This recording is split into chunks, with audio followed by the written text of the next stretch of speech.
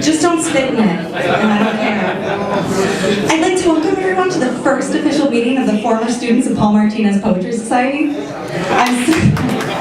I'm sorry the t-shirts didn't get back from the printer in time. I'm really bummed about it. All jokes aside, thank you, Bobby, for convincing the Idle Hour Lounge to let us be here tonight. Thank you, Idle Hour, for letting me be up here talking to you tonight. Thank you, Paul, for thinking of me and inviting me. I wanted to start with something short in honor of the venue. It's untitled, but for our purposes, we'll call it a love poem from your local bartender. Jesus drinks Peroni. Buddha likes Blue Moon. Shiva slams Jaeger bombs, but I get drunk on you. I'd like to talk a little bit about memory, specifically my sketchy memory of a part-time childhood in the Lakeview neighborhood of Chicago. It's called Not Even Past. When it's my turn to gather spent tea bags from the balcony, I'll stumble, choked on exhaust. I thought I knew Chicago as the dark hallways of overpriced walk-ups, but as vision is lost, I am found in a perfume of bacon blacktop, body odor, and chocolate. Scent gets cast as savior, leaving nothing else of memory on streets where my heart never was broken, but where it still breaks.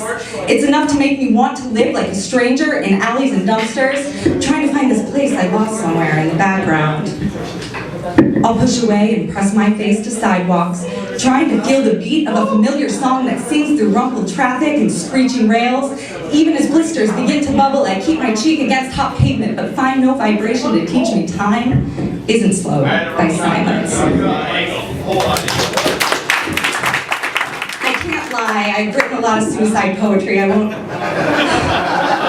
won't subject you guys to too much of it.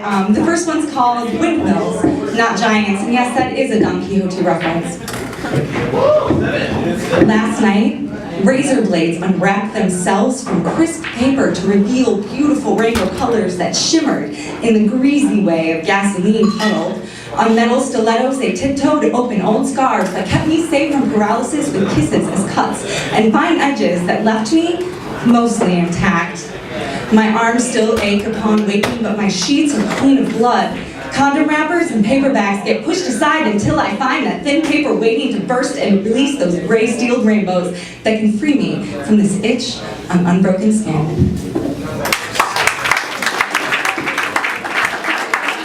And it's all vanity. Clouds gather as armies, as cotton candy battle ready, airplane trails as messengers cross, trying to find peace with violent beauty, with darkness and dawn. Split veins breed blossoms of sweat and blood on sheets and white porcelain, in the bubbles of bad habits, in a fury of waves breaking. Flowers as apologies are cheap. Perfume and funerals, left to idle in silence, to suspend in turquoise like millions of other bits. White legs, white feet, red toes and blue. Nothing but waiting for fishes' dreams to appear out of ether.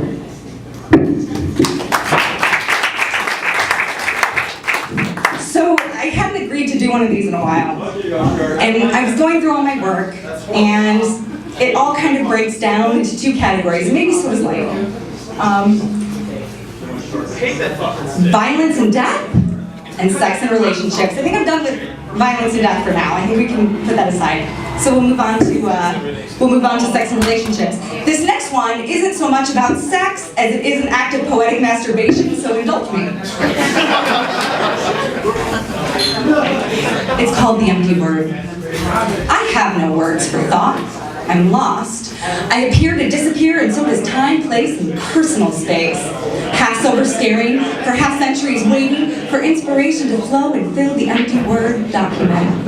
To stop the cursed cursor from blinking lonely on the screen, I leave my laptop at home, to end up drunk in this bar alone, to scribble nothing on page after page of my worn-out notebook. The writer. Writing in willful isolation about loneliness, about being of two minds, unable to decide why feeling won't turn into form. So this next one's called Miracle Girl, and I mean no copyright infringement on any corporation. My thumbs were green until you left for LA and my plants died. Then one from The Office survives as a zombie that takes my abuse yet still sprouts new leaves. It looks like neglect, but something else grew to consume all roots left for me to nurture. Depression can't be all that makes me forget houseplants and husbands require water. I'm sorry if I left you thirsty. And when you get home to Chicago, I'll buy us a house full of brand new chartreuse and shiny replacements for the beauty I let rot while you were away. I used to work at this restaurant in Downers Grove called Brick House Tavern. There's actually one up in Niles, not far from here. For those of you unfamiliar with the concept, it's a theme restaurant with an all-female waitstaff. We wore short skirts, tight tops, and all that kind of thing. But its biggest thing was that you didn't treat your customers as customers, you treated them as guests in your own home.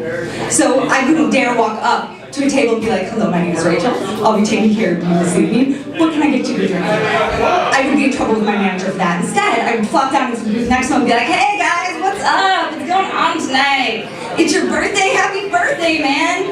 What can I get you to drink? I got Miller Lite, I got a full bar, what do you want? So in the course of these conversations, because I was encouraged to sit with these men and talk to them, they would inevitably ask, like, so what do you do for fun?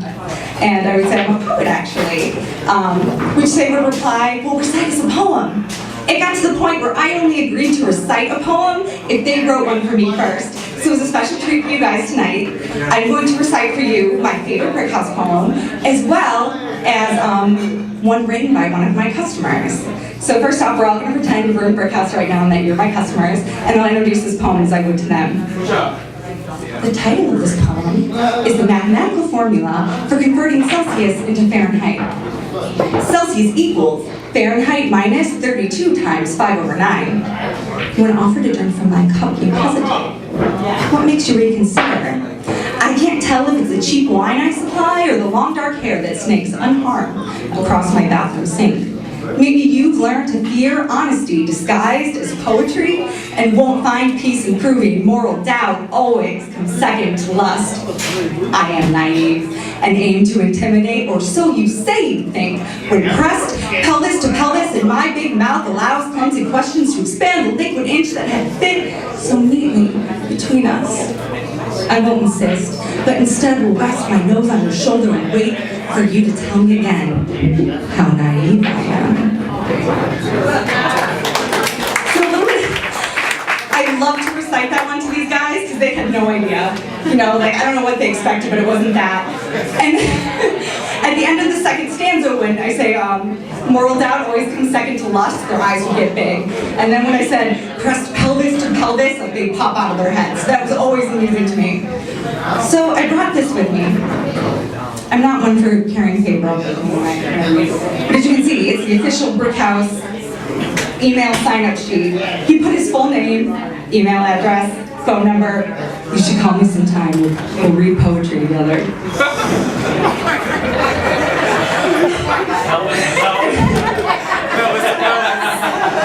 As a disclaimer, I had waistline hair at the time. It's untitled. One day I went to Brick House. I was quiet as a mouse. I ordered stout, but they were out. But then I saw Rachel and I didn't care because I was hypnotized by her beautiful hair. You should check this out, because I know you probably can't see it from up there. It is hypnotized, it's not hypnotized. It is hypnotized, and it's by B-Y-E, by her beautiful hair. So like, bye hair, bye, see you later. So sort of on the same theme. I don't know what, this poem might be a song eventually, so if any of you are musicians, you can come up. What I do know is it has the best title I've ever given anything ever. It's called You Look Dumb.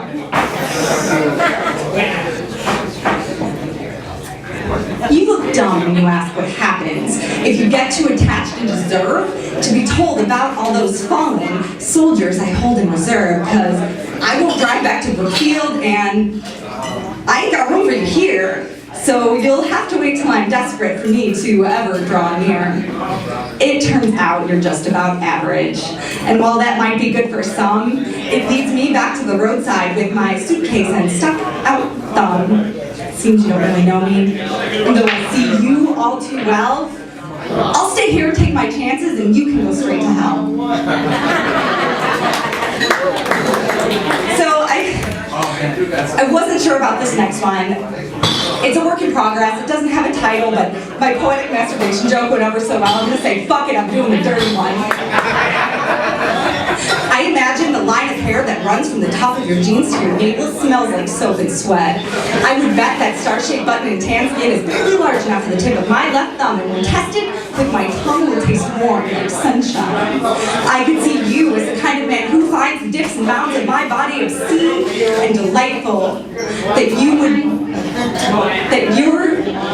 you would whisper my name is like a pseudonym in words only heard as goosebumps. I should be 5 years older, so we could have met 5 years sooner, but I don't know your wife's husband, so maybe I could be okay with this cliche and learn to think you were worth the exception. Just one more, and then I'll get out of here and let Paul come on. Is this for my boyfriend and my brother who are here tonight? A few years ago, my brother and I went on a Caribbean cruise with our family. I don't know if you guys have ever been on one. I wrote this then, and we're going on one in about a month and a half. So, it doesn't really have a title, so I'm just gonna go into it. Your fanny packs and sun visors, Hawaiian shirts and socks and sandals, your mass-produced and mass-consumed mediocre American culture. You'll wait in line for 6 hours of Caribbean flavor, showing naked scorn for the local poor with a slapjaw vacant expression. Thank you guys.